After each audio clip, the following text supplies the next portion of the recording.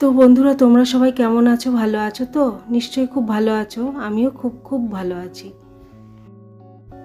দেখো, চলে এসেছি উপরে পুজো দিতে দিতে একটা কথা আমার মনে পড়ে গেল। সেটা হলো, রাগ মানুষের সমস্ত দুর্বলতাগুলির মধ্যে একটি, যা তাকে সব সময় তার ভালো সত্তা থেকে দূরে নিয়ে যায়। তাই রাগ না করে শান্ত মনে বসে থাকা ভালো। কিন্তু তবুও দেখো, আমরা বড় হয়েও যেন বড় হতে পারিনি। বাচ্চাদের মতো রাগ করি, ঝাঁক করি। বাচ্চা হই আর বড় হই, ঠাকুরের কাছে এক বিন্দু জলের ফোঁটাও না। মানে মহাসাগরের কাছে এক বিন্দু জলের ফোঁটা হব কিনা তাই সন্দেহ আছে। আর জলের ফোঁটা হলেও তা মহাসাগরেরই অংশ। তাই হে ঈশ্বর, তুমি আছো, তুমি সর্ববস্তুতে শুধু তুমি আর তুমি। তোমার চরণে নিজেকে সঁপে দিয়েছি, তোমার চরণেই যেন থাকতে পারি। তো দেখো বন্ধুরা, আমার পুজো করা তো হয়ে যাচ্ছে, আর ছোট ছোট কথাও তোমাদের সামনে বলে ফেলছি। তো ভুল যদি কিছু বলে থাকি তোমরা ঠিক করে নিও, আর কমেন্টে আমাকে জানিও, দিদিভাই তোমার এটা ভুল হয়েছে।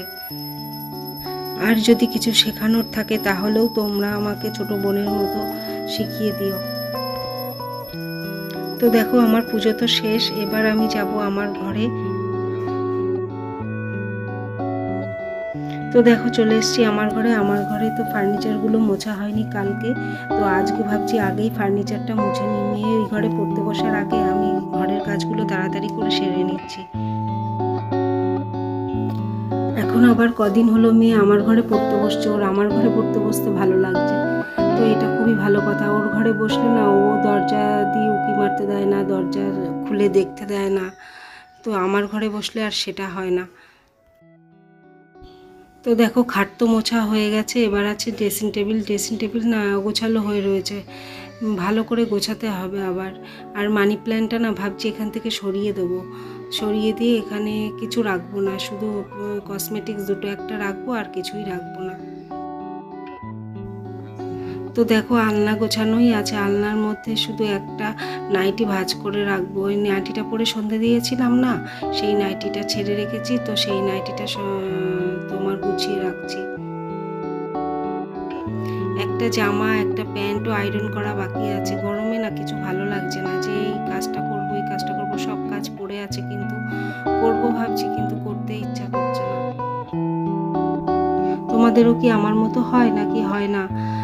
তোমরা আমাকে সেটা কমেন্টে জানিও। কালকে দিনের বেলাতে ভাবছি শোকেসটা গুছিয়ে রাখবো, দিনের বেলাতে না গোছালে হবে না। রাতের বেলায় মেয়ে এই ঘরে পড়তে বসে যাচ্ছে, তো সেই জন্য এই ঘরে খুব একটা বেশি কাজ করতে পারছি না। রান্না বসিয়ে দিয়ে তারপর নিচের শোকেসটা গোছাবো, আর তার উপরের শোকেসটাও গুছিয়ে নেব। তো বন্ধুরা দেখো, আমার ফার্নিচার তো মোছা হয়ে গেছে। এবার রাতের রান্না বলতে আজকে মাছ করতে হবে, ভাত আছে, রুটি করতে হবে না। বললো রুটি খাবে না, সে ভাত দিয়ে মাছ দিয়ে খাবে। তো দুপুরে মাছ হয়নি, তো সেই জন্য রাতে মাছ হচ্ছে।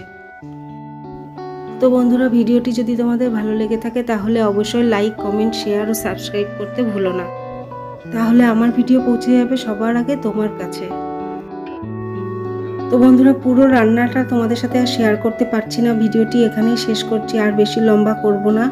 তো আজকের ভিডিও এ পর্যন্তই, কাল দেখা হবে নতুন কোনো ভিডিও নিয়ে। তো টাটা।